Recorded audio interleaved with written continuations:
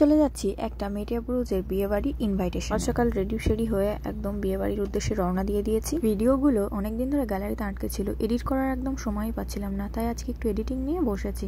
আমাদের বাড়ি থেকে মেটিয়া ব্রুজ যেতে প্রায় 3 ঘন্টার বেশি সময় লেগে গেছিল। অবশেষে আমরা খিদিরপুর ডক পার হচ্ছি। 3 ঘন্টা পর অবশেষে আমরা বিয়েবাড়ি এসে পৌঁছালাম। আর বিয়েবাড়ি গেট দিয়ে আমরা সবাই মিলে হেঁটে হেঁটে যাচ্ছিলাম বিয়েবাড়ির ভিতরের দিকে। বিয়ের অনুষ্ঠান ছিল দুপুরবেলা। বিয়েবাড়ির ভিতরটা অনেক সুন্দর করে সাজিয়েছিল। তারপরে আমরা প্রথমেই এখানে মজিতো কাউন্টারের দিকে চলে আসলাম। আমার সোনা পাপাটাও ড্রিঙ্ক খেতে ছাড়িনি, জেদ করছিল এটা খাবে, তাই ওকে একটু দেওয়া হলো। দুষ্টুমি করছিল, ও পাইপটা মুখে। সোনাটা আমার অনেক দুষ্টু হয়ে গেছে। পর আমিও একটু ম্যাঙ্গো মজিতো দিয়ে গলা ভিজিয়ে নিলাম। স্কুটা আমার তরমুজ থেকে খুব জেদ করছিল তরমুজ খাবে বলে, তাই যেভাবে ওকে ম্যানেজ করে ওকে একটু তরমুজ দেওয়া হলো। তো সোনাটা আমার সব রকমই প্রায় ফল খেতে শিখে। সোনাটার জন্য সকলে দোয়া করবেন যাতে ও মানুষের মতো মানুষ হতে পারে। আমি চলে আসলাম একটু হালিম কাউন্টারের দিকে।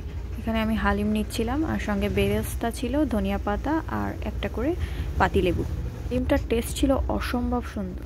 তো এই টেস্টি হালিম যে এখনো মুখে লেগে আছে। হালিম খাওয়া শেষ করে চলে আসলাম ফুচকা কাউন্টারে, যেটা না খেলে একদমই অসম্পূর্ণ ব্যাপার। ফুচকার পরে আমরা চলে আসলাম আইসক্রিম স্টলের দিকে। টক ঝাল খাওয়ার পর মিষ্টি জাতীয় জিনিস তো এবার একটু খেতেই হবে। আমি নিয়েছিলাম ভ্যানিলা কোন আইসক্রিম। স্টলে মোটামুটি যা কিছু ছিল সবকিছু খেয়ে দিয়ে আমরা এবার সোজা চলে আসলাম মেইন কোর্সের দিকে। প্রথমেই গ্লাস ভর্তি করে দিয়ে দিল বোরহানি, তারপর দিল একটি করে ফিশ কাটলেট। কাটলেটের বাইরের কোটিংটা যেমন ক্রিস্পি ছিল, ভেতরটা তেমন ছিল জুসি। গ্রিন চাটনিটা দিয়েতে ওরা ফার্স্টে ভুলে গেছিল, তাই আমি আবার চেয়ে নিলাম গ্রিন চাটনি। কাটলেটের পরে দিয়েছিল নান রুটি আর সঙ্গে চিকেন ভর্তা, সেটাও ছিল অসম্ভব মজা খেতে। তারপরে দিল একটি করে রেশমি কাবাব। রেশমি কাবাবটা যেন মুখে দিতে মিলিয়ে গেল, এতটাই সফট ছিল রেশমি কাবাবটা। তারপর দিয়ে দিল একটু সালাড। এবার পাতে পড়ে গেল গরম গরম ধোঁয়া ওঠা চিকেন বিরিয়ানি, যেটার জন্য এতক্ষণ ধরে অপেক্ষা করেছি। বিরিয়ানি আমার প্রিয় খাদ্যের মধ্যে প্রথম তালিকায়। আমার সোনাটাকে আমার মা খাইয়ে দিচ্ছিল, কিন্তু ও এতটাই দুষ্টু, ও মায়ের কাছে খাবে না। ও বারবার জেদ করছিল ও নিজেকে হাতে দিতে হবে, তারপর ও একা একা সেটা নিয়ে খাবে। আমিও মাকে বললাম যে তুমি ওকে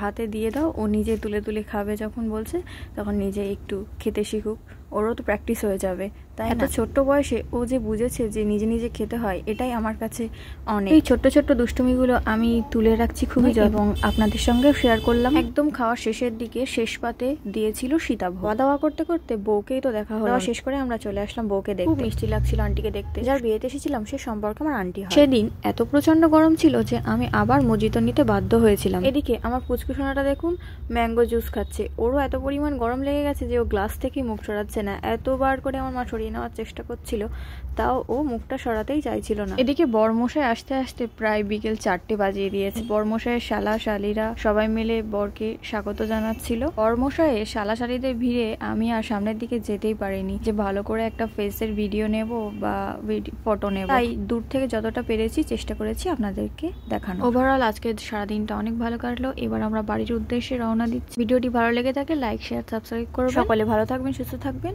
দেখা হচ্ছে পরের আবার একটি নতুন ব্লগ নিয়ে।